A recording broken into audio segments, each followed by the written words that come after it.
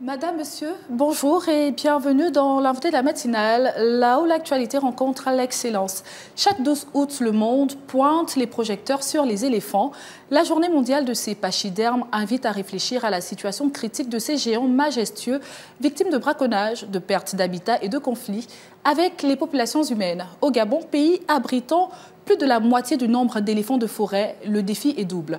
Préserver cette richesse naturelle exceptionnelle tout en gérant les tensions croissantes entre les éléphants et les communautés locales. Aujourd'hui, nous allons aborder avec notre invité l'importance de cette journée mondiale, les causes du conflit homme-faune, mais précisément homme-éléphant, et les actions engagées au Gabon pour protéger ces animaux. Nous recevons aujourd'hui Dr Steve Ngama, le responsable du programme de recherche faune sauvage et développement durable de l'IRAF Sénarest. Et vous êtes également par ailleurs membre du groupe des spécialistes des éléphants d'Afrique de l'Union internationale pour la conservation de la nature. Bonjour et bienvenue. Bonjour Madame Christelle Amondieu. Comment allez-vous? Ça va très bien, merci de m'avoir invité. Je vous en prie. Alors aujourd'hui, nous parlons de cette journée mondiale. Donc avant de venir sur le cas du Gabon, d'un point de vue global, quel est le but de cette journée? Le but de cette journée, Madame Christella, c'est de pouvoir sensibiliser donc l'opinion nationale et internationale, le grand public, sur l'importance de cette espèce, surtout pour des pays forestiers comme les nôtres. L'éléphant de forêt est le jardinier, l'ingénieur forestier. En d'autres termes, si nous avons une si belle forêt, c'est grâce à ces espèces. Et malheureusement, ces éléphants sont menacés d'extinction pour des causes que vous avez déjà relevées tout à l'heure. Et c'est pourquoi il est important, durant cette journée, d'inviter l'opinion publique à pouvoir se pencher un tout petit peu sur la question de ces espèces menacées. Très bien. Et au Gabon spécifiquement, comment cette journée est célébrée?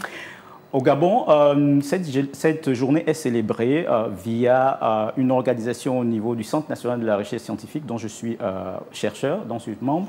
Et je suis responsable, comme vous l'avez dit tout à l'heure, du programme de recherche sur la faune sauvage et le développement durable. Et à l'occasion de cette journée, tous les 12 août de chaque année, nous organisons donc une conférence à l'échelle internationale et d'envergure internationale qui a pour objectif de faire le point sur les avancées scientifiques en matière de gestion du conflit homme-faune, mais aussi pour sensibiliser sur les comportements à avoir, les méthodes à utiliser pour protéger les plantations contre les destructions de ces animaux. Et donc en ce moment, ce séminaire se tient aujourd'hui? À ce moment, ce séminaire est en train de débuter au niveau de nos locaux et de notre campus, au niveau du Sénarest, à côté de la poste de Gros-Bouquet.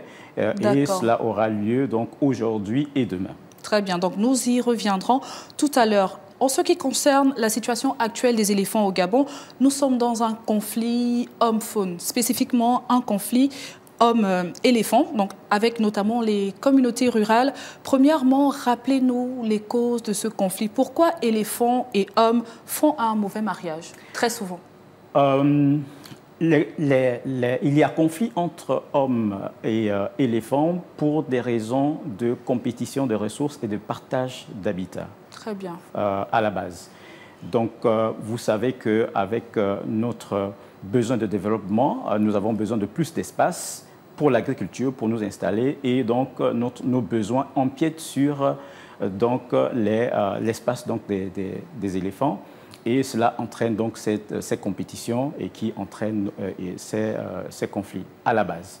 Maintenant, il faut aussi rappeler que lorsque nous venons sensibiliser le grand public sur cette journée, c'est parce que la cohabitation, la coexistence homme-éléphant est nécessaire parce que cela fait partie du développement durable vers lequel nous devons évoluer. Quand on parle de développement durable, on voit non seulement la croissance sociale, mais aussi la croissance économique et la préservation des ressources pour les générations futures. Pour les générations futures. Exactement. Et donc, en d'autres termes, au-delà de ce que nous pouvons déplorer, nous ne pouvons pas parler et nous ne pourrons jamais parler de développement durable si nous ne préservons pas nos espèces, notamment les éléphants, qui, comme je l'ai déjà souligné, sont nos ingénieurs forestiers, c'est-à-dire ceux qui plantent nos forêts et nous permettent d'avoir donc une économie basée sur l'exploitation forestière. Donc on va dire que le défi réside vraiment dans la cohabitation avec ces éléphants. Nous disons dans la coexistence, effectivement, et c'est pour cela que donc, nous organisons ces séances pour pouvoir déjà indiquer les éléments clés qui permettent une coexistence pacifique pour un essor aussi bien social, économique, qu'une préservation efficace donc, de nos espèces et de nos ressources. Très bien. Alors, le Gabon est un cas atypique parce que nous sommes considérés comme le dernier bastillon de l'éléphant et avec une population estimée à 95 000, plus ou moins 30 000, soit entre 65 000 et 125 000 individus selon le dernier recensement. Donc, avec une telle population, quelle est la politique en matière de protection de cet animal? C'est vrai que nous avons déjà le code forestier. Est-ce qu'il est assez? Est-ce qu'il faut renforcer le cadre légal? En matière de cadre légal, effectivement, le Code forestier encadre assez bien donc, cette problématique, mais bien évidemment, il faut renforcer. Et donc, actuellement, il y a des travaux en cours au niveau du ministère de tutelle, à savoir le ministère des Eaux et Forêts, où ce Code forestier est en train d'être renforcé pour que la problématique soit donc prise en compte de façon globalisante. C'est-à-dire, d'un côté, bien évidemment, prendre en compte l'essor social des populations locales par un accompagnement, mais aussi continuer à faire le frein contre les activités illégales. Vous êtes sans ignorer que les populations sont souvent amenées à verser dans des activités illégales parce que, socialement parlant, c'est difficile pour elles. Donc, le cadre légal doit prendre en compte suffisamment cet accompagnement. Donc, pas simplement la protection, mais aussi le volet social et économique. Exactement, volet social et économique. Et donc, bien évidemment, vous savez que les choses vont crescendo et évoluent. Cela n'était pas le cas lors des récentes décennies, mais de plus en plus, donc, les pouvoirs publics et les services régaliens donc, prennent en compte réellement cet essor social des populations locales. Et justement, vous êtes le responsable du programme de recherche faune sauvage et développement durable de l'IRAF Sénarest et, comme je l'ai dit également, membre du groupe des spécialistes des éléphants d'Afrique de l'Union internationale pour la conservation de la nature. Dites-nous, comment la recherche scientifique a évolué? Quelles sont les avancées concrètes qui visent non seulement à mieux comprendre le comportement des éléphants, mais à améliorer également leur protection? Au niveau de la recherche scientifique, effectivement, nous sommes très impliqués dans la recherche de solutions, notamment par la mise en place de méthodes scientifiques pour pouvoir éprouver celles qui peuvent être utilisées par les populations locales. Donc, j'ouvre une parenthèse. Vous savez que pour la gestion efficace de cette problématique du conflit homme-éléphant, le gouvernement a pris la résolution majeure de pouvoir vulgariser les clôtures électriques qui, sur le plan scientifique, constituent le modèle le plus avancé technologiquement parlant en termes de méthodes de protection de culture. Toutefois, sur le terrain, il n'est pas souvent commode pour toutes les communautés locales de pouvoir non seulement s'approprier cette méthode, mais pouvoir aussi la mettre en œuvre. C'est pourquoi, au niveau de la recherche scientifique, nous mettons en œuvre des stratégies, des recherches. Et donc, nous avons par exemple, nous faisons la promotion de l'utilisation des ruches d'abeilles à petite échelle, qui peuvent non seulement aider à protéger les petites surfaces agricoles, mais aussi à diversifier les revenus. Mais nous allons encore plus loin.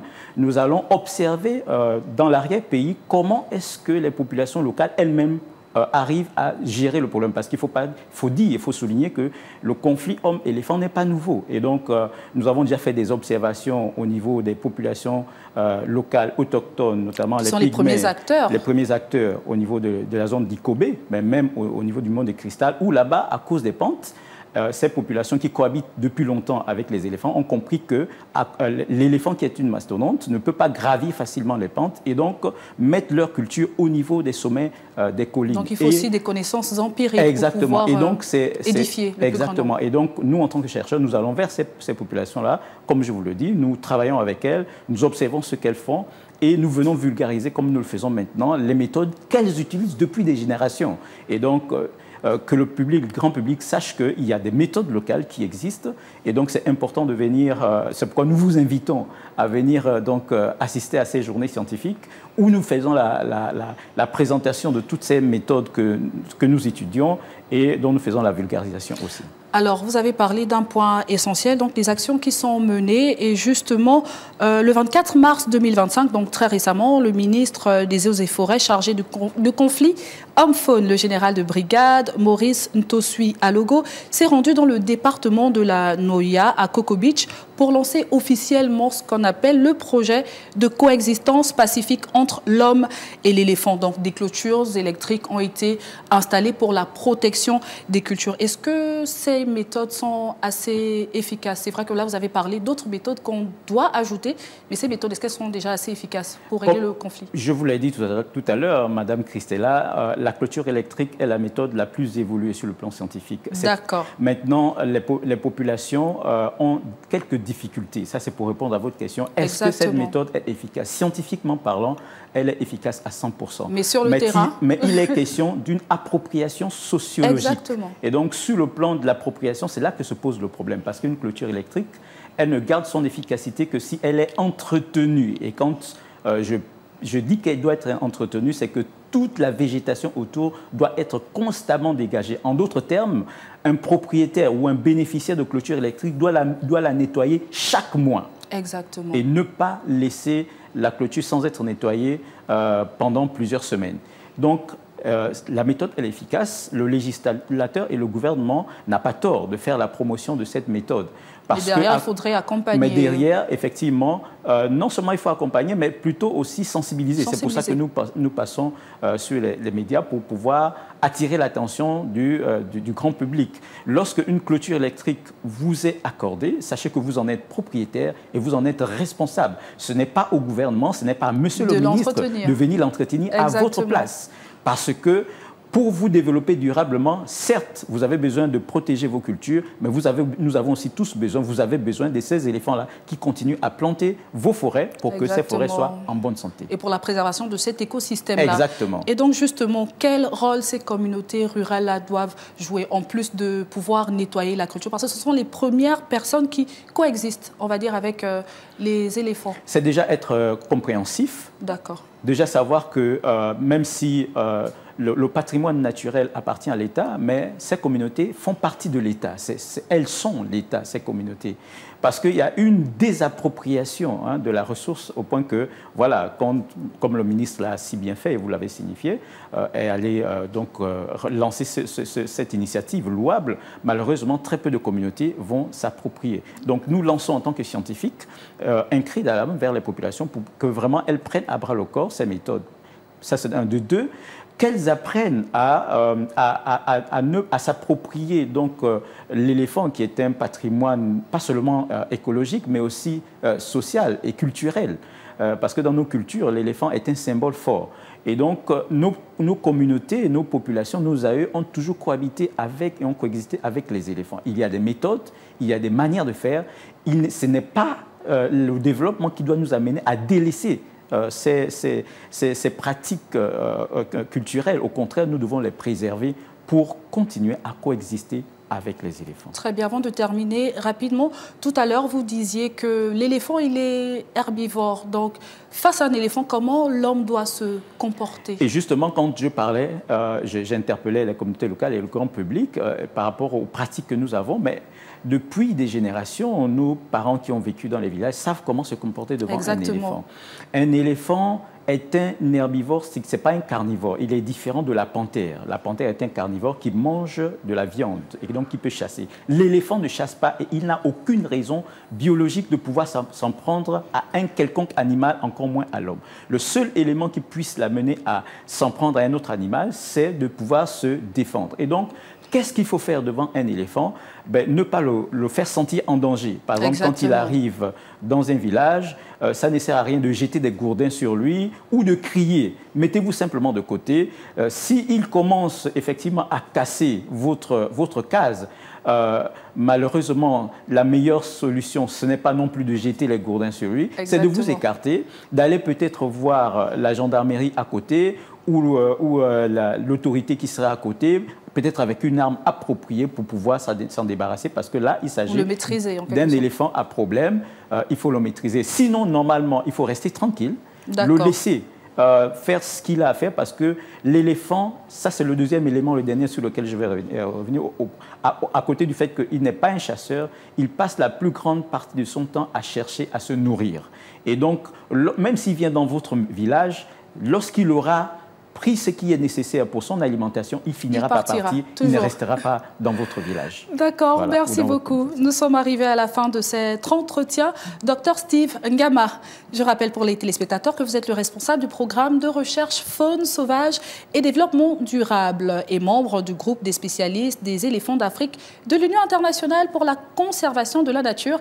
Et nous avons parlé ensemble de la journée mondiale des éléphants ce 12 août. C'était un plaisir de vous avoir aujourd'hui. Un plaisir partagé, Madame Christella. Merci à vous également de nous avoir suivis. C'était un plaisir de vous servir. La journée mondiale des éléphants nous rappelle l'urgence de protéger ces animaux emblématiques face aux menaces qui pèsent sur eux. Au Gabon, la coexistence entre l'homme et l'éléphant est un défi majeur, mais aussi une opportunité de valoriser notre patrimoine naturel unique. À demain sur les antennes de Gabon 24.